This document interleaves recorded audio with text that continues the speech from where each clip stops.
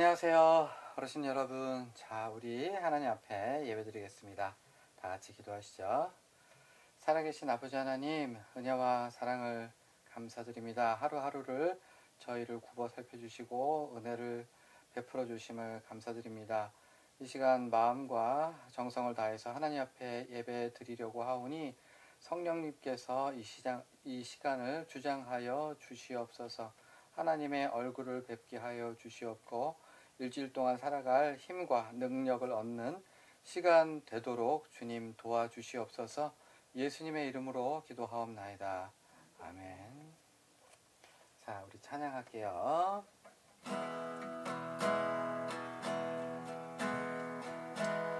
내 영혼의 깊이 깊은 데서 맑은 가랑이 우연하네.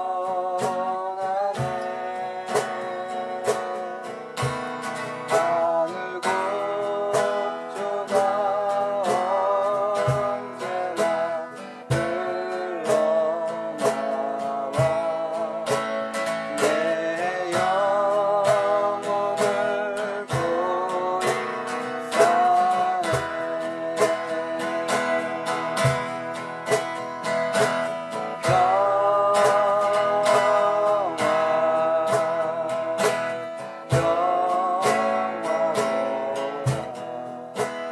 하늘 위에서 내려오네.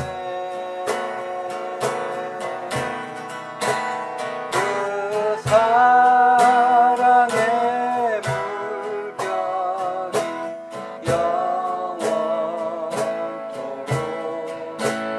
내 영혼을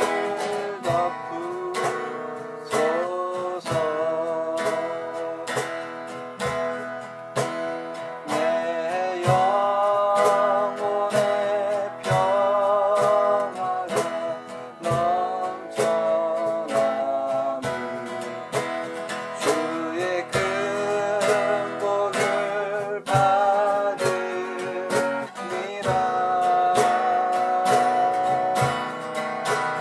내가 주여로 주님과 함께 있어 내 영혼이 별이시네.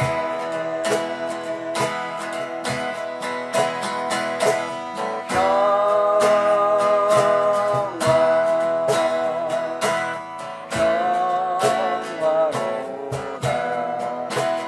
하늘 위에서 내려오네. 그 사랑의 물결이 영원토록 내 영혼을 덮으소서.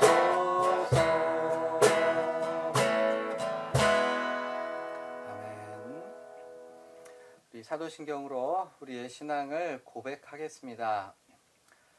전능하사 천지를 만드신 하나님 아버지를 내가 믿사오며 그의 외아들 우리 주 예수 그리스도를 믿사오니 이는 성령으로 잉태하사 동정녀 마리아에게 나시고 본디오 빌라도에게 고난을 받으사 십자가에 못 박혀 죽으시고 장사한 지 사흘 만에 죽은 자 가운데에서 다시 살아나시며 하늘에 오르사 전능하신 하나님 우편에 앉아 계시다가 저리로서 산자와 죽은 자를 심판하러 오시리라. 성령을 믿사오며 거룩한 공예와 성도가 서로 교통하는 것과 죄를 사하여 주시는 것과 몸이 다시 사는 것과 영원히 사는 것을 믿사옵나이다. 아멘. 아멘. 찬양할게요. 내 영혼이 은총 입어 그만 죄 벗고 보니 끝만은 이 세상도 전부도 노아하도다. 할렐루야 찬양하세. 내 모든 죄 사함받고 예수와 동행하니 그 어디나 하늘나 높은 산이 멋진 들이 조막이나 궁궐이나 내 주 예수 모신 곳이 그 어디나 하늘나라. 할렐루야 찬양하세. 모든 죄 사함받고 주 예수와 동행하니 그 어디나 하늘 주의 얼굴 뵙기 전 멀리 뵈도 하늘나라 내 맘속에 이루어지니 날로 가깝도다. 할렐루야 찬양하세. 내 모든 죄 사함받고 주 예수와 동행하니 그 어디나 하늘나라. 아멘. 자, 오늘 하나님 말씀은요, 사도행전 9장 39절 되겠습니다. 모든 과부가 베드로 곁에 서서 울며 도르가가 그들과 함께 있을 때에 지은 속옷과 겉옷을 다 내 보이거늘. 한 번 더요. 모든 과부가 베드로 곁에 서서 울며 도르가가 그들과 함께 있을 때에 지은 속옷과 겉옷을 다 내 보이거늘. 아멘. 지난 주까지는요, 우리가 사울이 어떻게 해서 예수님을 만났는가를 살펴보았습니다. 원래 사울은 아주 못되게 굴었죠. 예수 믿는 사람들을 그렇게 핍박하고 모욕하고 죽이고 했던 사람인데, 우리 예수님께서는 그 사울을, 그렇게 못되게 행하는 사울을 만나주시고 구원하여 주셨습니다. 우리가 구원받은 것도 다 마찬가지죠. 우리가 다 죄인이어서 당연히 지옥에 가야 될 사람인데, 죄 많은 우리들을 누가? 우리 예수님께서 만나주시고 그리고 구원하여 주셨고 천국 소망 가지고 살게 하여 주신 거죠. 뿐만 아니라 이 땅 가운데 살아갈 때에 기도하면 들어주시고 응답하여 주시고 은혜로 충만케 하여 주시죠. 모든 것이 은혜다. 그러니까 기독교는 한마디로 말하면 은혜로 시작해서 은혜로 마치는 은혜의 종교, 바로 우리가 믿는 구원의 도리가 되겠습니다. 자, 이어서 이제 사도행전 9장에서는요, 사울의 이야기를 다 정리하고 그 다음으로 나오는 이야기가 오늘 본문 베드로 이야기가 되겠습니다. 사울의 이야기를 일단락 시켜놓고 저 나중에 다시 한번 또 이때 사도 바울로 우리가 만나게 될 거고요. 그 가운데에는 누구요? 시몬 베드로 이야기가 나오고 있습니다. 오늘 9장에 시몬 베드로가 총 2가지 일을 합니다. 몇 가지요? 2가지 일을 하는데 다 기적을 행하는 거예요. 첫 번째는 중풍병자를 고치는 거고, 두 번째는요, 죽은 자를 살리는 일입니다. 이 2가지 일을 하게 되는데요. 첫 번째, 먼저 중풍병자를 고치는데 루다라고 하는 곳에, 어디에? 룻다라고 하는 곳에 애니야. 누구요?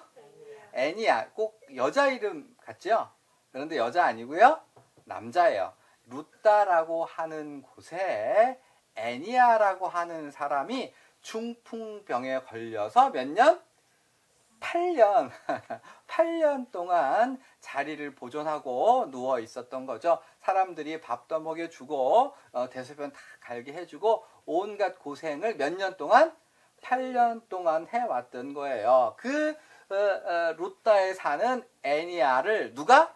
베드로가 신방을 갑니다. 신방 간 베드로가 이 애니야를 보고 자리를 일어나서 자리를 정돈하라 이렇게 해서 그 애니야를 고쳐주게 됩니다. 언뜻 딱 읽으면 오 베드로가 능력이 있어서 이 병든 자를 고쳐주었구나 라고 생각하기 쉬운데 본문은 그 이야기가 아니고 베드로가 자기의 능력으로 고친 것이 아니라 뭐라고 합니까? 예수 그리스도의 이름으로, 즉 예수 그리스도의 이름으로 그 능력을 행하는데요. 그냥 능력을 행하는 것이 아니라 예수님께서 이 땅 가운데서 행하셨던 그 모습 그대로 똑같은 방식으로 베드로가 기적을 행했어요. 그러니까 예수님이 하신 그대로를 본받아서 그 기적을 베풀었다는 것이 강조되고 있어요. 무슨 말이냐면 예수님께서는요, 지붕 뚫고 내려온 중풍병자를 고쳐주신 것처럼 내지는 베데스다에 있는 38년 된 병자를 고쳐주신 것과 똑같은 방식으로 베드로가 누구를? 애니야를 고쳐주었다라는 것이 바로, 그러니까 예수님처럼 똑같이 베드로가 행했고 예수님의 능력이 베드로를 통해서 드러났다고 하는 것이 바로 이 첫 번째 기적의 특징 되겠습니다. 자, 이제 두 번째 기적은 뭐라고요? 죽은 자를 살렸다고 했죠. 그러니까 룻다에서 멀지 않은 곳에 욥바라고 하는 곳이 있는데 이름이 오빠가 아니라 욥바라고 하는 곳에 누가 있었습니까? 도르가라고 하는 사람이 있었는데 이 도르가라고 하는 사람이 시름시름 앓다가 이제 숨을 거두었어요. 그 소식을 듣고 베드로가 이 욥바에 가서 누구요? 도르가라고 하는 여인을 살려준 이야기가 바로 사도행전 9장의 두 번째 이야기로 등장하고 있습니다. 이것도 첫 번째 이야기랑 똑같이 그냥 베드로가 그냥 놀라운 기적과 이적을 행했다는 것에 강조점이 있는 것이 아니라 어디에 있냐 하면 예수님께서 행하신 똑같은 모습으로 능력을 행했다. 그러니까 회당장 야이로의 딸 12살 여자아이를 살리신 것과 똑같은 방식으로 어떻게 하면 베드로가 죽은 사람에게 말을 걸고 손을 잡고 그 주위에 있는 사람을 다 내보내고, 그러니까 모든 것의 강조점, 가장 강조되고 있는 건 뭐냐 하면 베드로가 능력을 행했다는 것이 아니라 베드로가 예수님의 행하셨던 그 모습을 그대로 똑같이 행하고 있고 그 예수의 능력이 예수님처럼 똑같이 행하는 베드로와 함께 하고 있다. 정리. 첫 번째, 두 번째 기적의 강조점이 뭐예요? 이렇게 놀라운 일이 일어난다는 것이 아니라 예수께서 부활하신 다음에 하늘에 올라가서 열중샷하고 그래 니네 잘하나 못하나 보자 라고 하신 것이 아니라 이 땅 가운데에서 예수님을 믿고 예수님의 이름으로 예수님이 행하셨던 것을 똑같이 행하면 그 예수님의 능력이 우리 가운데 어떻게 역사하더라. 예수님처럼 똑같이 사니까 예수님의 행하셨던 것을 그대로 행할 수 있더라 라고 하는 것이 바로 강조점인 거죠. 응?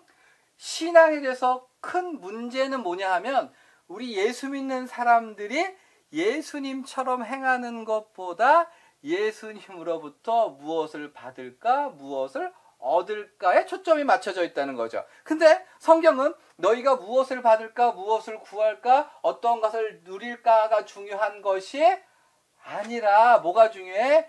너희가 이 땅 가운데서 누구처럼 예수님처럼 생각하고 예수님처럼 말하고 예수님처럼 행하면 예수님의 능력이 우리의 삶 가운데에 드러난다고 하는 것이 강조되고 있고요. 이 같은 사실은 예수님께서 친히 뭐라고 말씀하셨어요?